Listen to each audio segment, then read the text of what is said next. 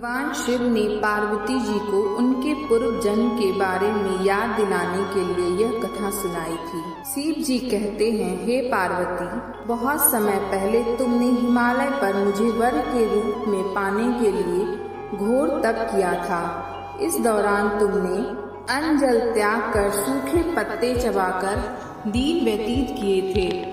किसी भी मौसम की परवाह किए बिना तुमने निरंतर तप किया। तुम्हारी इस स्थिति को देखकर तुम्हारे पिता बहुत दुखी थे। ऐसी स्थिति में नारद जी तुम्हारे घर पधारे।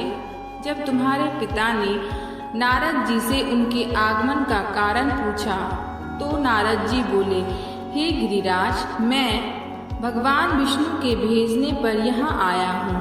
आपकी कन्या की घोर तपस्या से प्रसन्न होकर वह उससे विवाह करना चाहते हैं। इस बारे में मैं आपकी राय जानना चाहता हूँ। नारद जी की बात सुनकर पर्वतराज अति प्रसन्नता के साथ बोले, हे नारद जी, यदि स्वयं भगवान विष्णु मेरी कन्या से विवाह करना चाहते हैं तो इससे बड़ी कोई बात हो ही नहीं सकती। मैं इस विवाह के लिए तैयार हूँ। फिर शिव जी पार्वती जी से कहते हैं, तुम्हारे पिता की सुकृति पाकर नारद जी विष्णु जी के पास गए और यह शुभ समाचार सुनाया।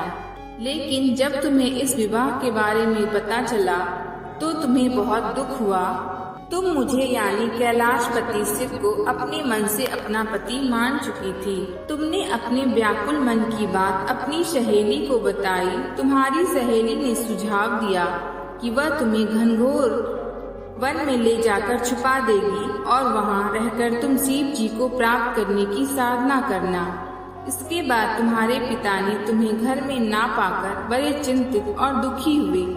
वह सोचने लगे कि यदि विष्णु जी बारात लेकर आ गए और तुम घर पर ना मिली तो क्या होगा। उन्होंने तुम्हारी खोज में धरती पाताल एक करवा दिए, लेकिन तुम ना मिली।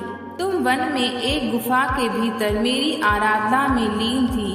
भाद्रपद तृतीय शुक्ल को तुमने रेत से एक शिवलिंग का निर्माण कर मेरी आराधना की, जिससे प्रसन्न होकर मैंने तुम्हारी मनोकामना पूर्ण की। इसके बाद तुमने अपने पिता से कहा, पिताजी, मैंने अपने जीवन का लंबा समय भगवान शिव की तपस्या में बिताया है और भगवान शिव ने मेरी तपस्या से प्रसन्न होकर मुझे स्वीकार भी कर लिया है। अब मैं आपके साथ एक ही शर्त पर चलूंगी कि आप मेरा विवाह भगवान शिव के साथ ही करेंगे। पर्वतराज ने तुम्हारी इच्छा स्वीकार कर ली और तुम्हें घर वापस ले गए। कुछ समय बाद उन्होंने पूरे विधि विधान से तुम्हारा विवाह कराया। भगवान शिव ने इसके बाद कहा, हे पार्वती, तृतीया को तुमने मेरी आराधना करके जो व्रत किया था उसी के परिणाम स्वरूप हम दोनों का विवाह संभव हो सका।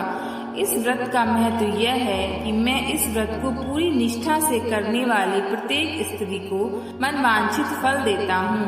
भगवान शिव ने पार्वती जी से कहा, इस व्रत को जो भी स्त्री पूरी श्रद्धा से करेगी उसे तुम्हारी तरह अचल सुहाग प्राप्त होगा।